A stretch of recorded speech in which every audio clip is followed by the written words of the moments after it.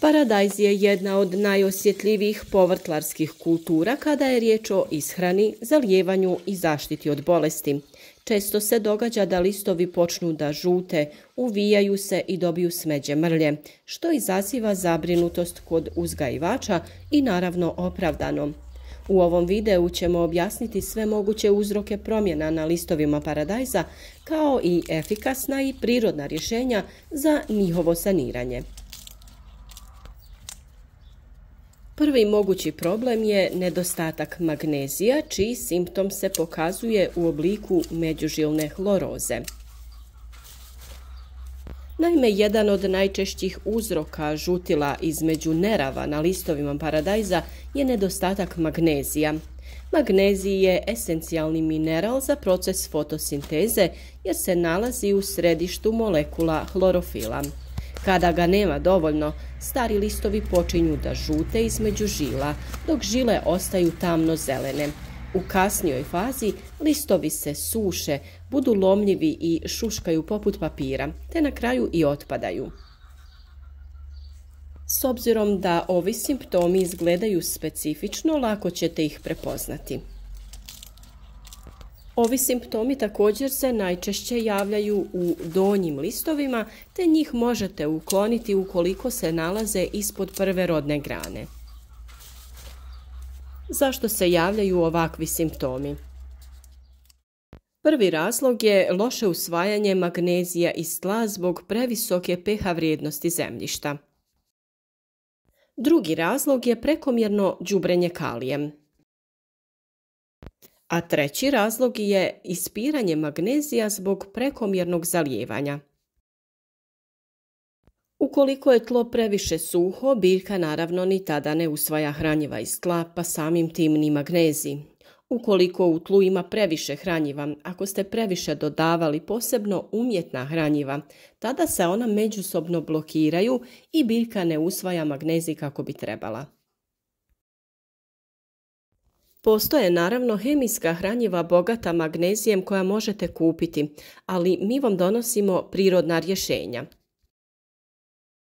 Među proizvođačima koji se bave ekološkim uzgojem vrlo je popularna gorka sol, Epsom sol, to jest magnezijev sulfat. Od nje se može napraviti rastvor tako što se 15 grama soli doda na 10 litara vode i zalijevaju se biljke oko korijena. Za brži efekat, naravno, bolja opcija je prskanje folijarno rastvorom od 5 grama gorke soli na 1 litru vode jednom u 7 dana. Iz mnogih ovih razloga koje smo već naveli, biljka ne može iz tla da usvoji magnezij, a folijarna prihrana je tada najbolje rješenje, to jest prskanje preko lista. Naravno, biljke ćete prskati cijele jer su ovi listovi već izgubili svoju funkciju, oslabili i potrebno ih je ukloniti, a preko novih zdravih listova biljka će bolje da usvoji ovo hranjivo. Drveni pepeo o kojem često govorimo bogat je ne samo kalcijem i kalijem, već sadrži i magnezij, pogotovo ako potiče od tvrdog drveta poput bukve i hrasta. Dovoljno je 100 grama na 10 litara vode i zalijevati biljke oko korijena, a ako se dobro procijedi može se i prskati po biljkama.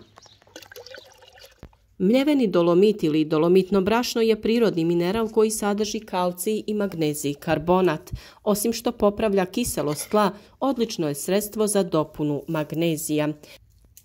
Koristi se tako što se primjenjuje prije sadnje kao poboljšivač tla. Dodaje se oko 100 do 200 grama po metru kvadratnom i promješa sa površinskim slojem tla. Idealan je za tlo koje je kiselo i osiromašeno. Kopriva, gavez i maslačak su biljke koje tokom rasta akumuliraju minerale iz dubljih slojeva zemlje, uključujući i magnezij. Kada se koriste u tečnim đubrivima ili kao malč, polako oslobađaju hranjive materije u tlo. O svim ovim temama imate posebne video savjete na našem kanalu, pa ih potražite, bilo da se radi o pepelu, koprivi ili maslačku. Uvijanje listova u donjim dijelovima biljke znak je stresa uslijed zalijevanja ili pak nedostatka hranjiva. Često je to simptom fiziološkog stresa.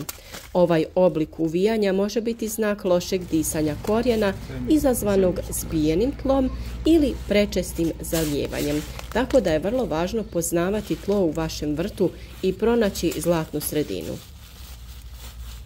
Mogući uzroci uvijanja su, kao što sam rekla, previše vode i zagušenje korijena.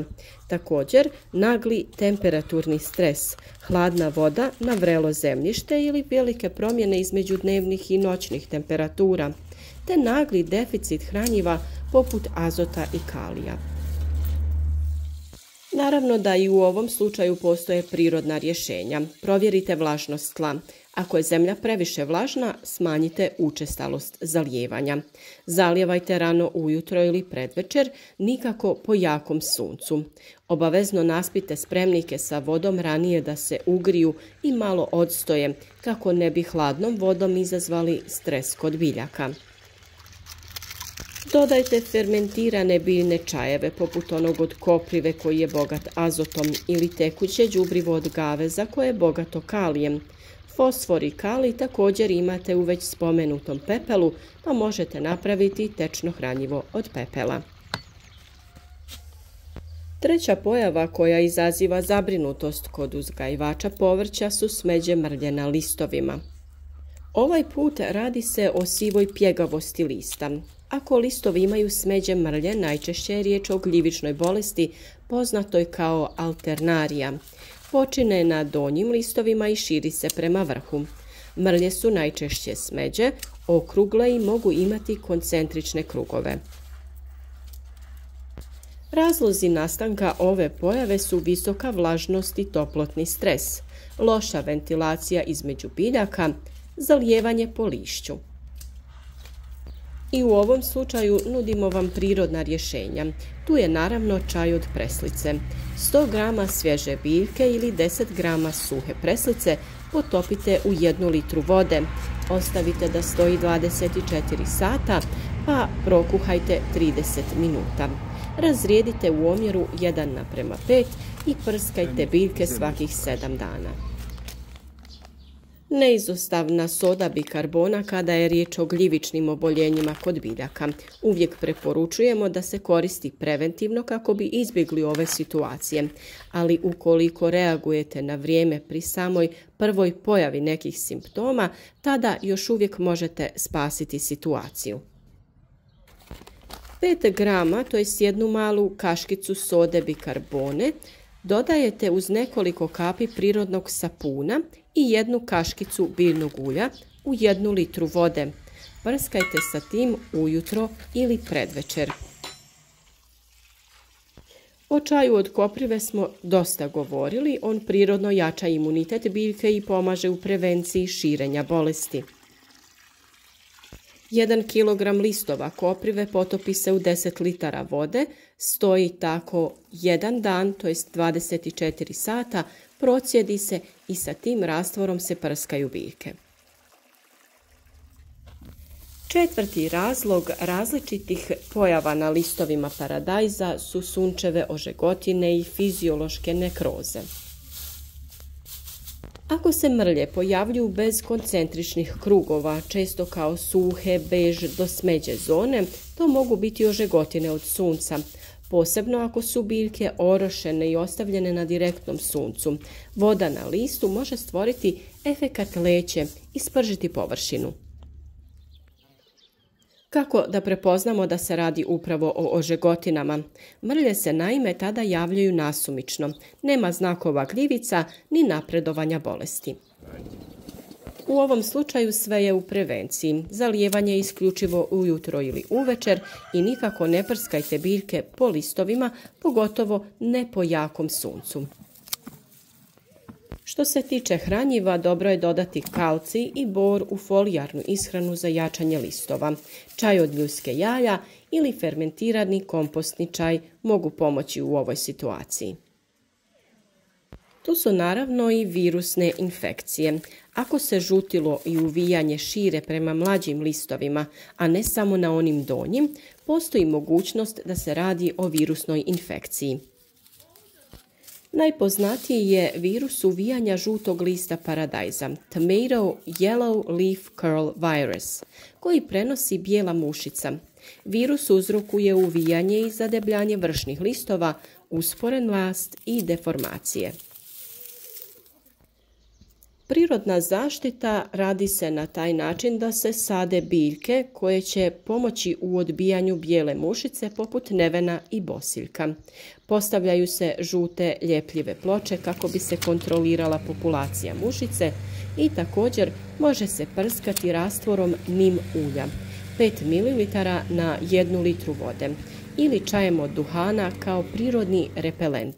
O svim ovim temama smo dosta govorili, pa da sada ne ponavljamo, potražite video koji se tiče upravo te teme. S obzirom da ovakvi simptomi mogu biti uzrokovani različitim virusnim gljivičnim oboljenjima ili štetnicima, spomenuti ćemo još i trips, grinje i lisne uši. Kada vidimo promjene na listovima, prvo što trebamo uraditi jeste pregledati list, pogotovo sa donje strane kako bi uočili da li se tu nalaze neki štetnici. Ako se na naličju listova primijete sitne tačkice ili paučinasti tragovi, to može biti znak prisustva štetnika. Trips i grinje sišu biljne sokove i ostavljaju oštećenja u vidu sitnih smeđih mrlja koje kasnije nekrotiziraju. Prirodna zaštita se može odraditi prskanjem sapunicom, 10 ml prirodnog sapuna u 1 litru vode sa dodatkom čili papričica ili bijelog luka. I također opet tu se spominje i nim ulje, koristi se svakih 5 do 7 dana za suzbijanje širokog spektra štetnika. Uvijek je najvažnije odraditi preventivne mjere kako bi imali zdrav paradajz. Održavajte dobar razmak između biljaka, to jest osigurajte bolju cirkulaciju zraka. Skidajte donje listove koji dodiruju zemlju jer oni su prvi na udaru bolesti. Koristite malč jer on smanjuje isparavanje i sprječava prskanje zemljišta po lišću. Redovno pregledajte biljke i reagujte na prve simptome, što ranije to lakše rješavate problem. O svim ovim koracima, načinima održavanja stabljike, oblikovanja, uklanjanja listova i zaperaka prirodnim hranjivima i sprejevima za zaštitu imate detaljne upute na našem kanalu. Neka vam ne bude teško malo razgledati i istražiti jer je važna preventivna zaštita biljaka prirodnim preparatima. Mi veliki trud ulažemo upravo u pripremu ovih savjeta i praktično ih prikazujemo i sa vama dijelimo, pa iskoristite te informacije kako bi bili uspješni i imali zdrave biljke i obilnu berbu. Podržite naš rad, ostavite like, komentar, podijelite vaše iskustvo i budite sa nama svaki dan za novi koristan savjet. Problemi sa listovima paradajza nisu rijetkost, ali uz pažljivo posmatranje i brzo reagovanje moguće ih je riješiti prirodnim metodama. Najvažnije je razlikovati da li je problem nutritivne prirode, izazvan stresom, gljivičnim oboljenjem ili štetnicima. Korištenjem domaćih preparata poput čaja od koprive, preslice, sode, bikarbone kao i fermentiranih biljnih hranjiva moguće je ojačati biljku i izbjeći upotrebu hemikalija. Redovno pratite stanje biljaka i preventivno djelujte. To je ključ zdravog i bogatog uroda paradajza.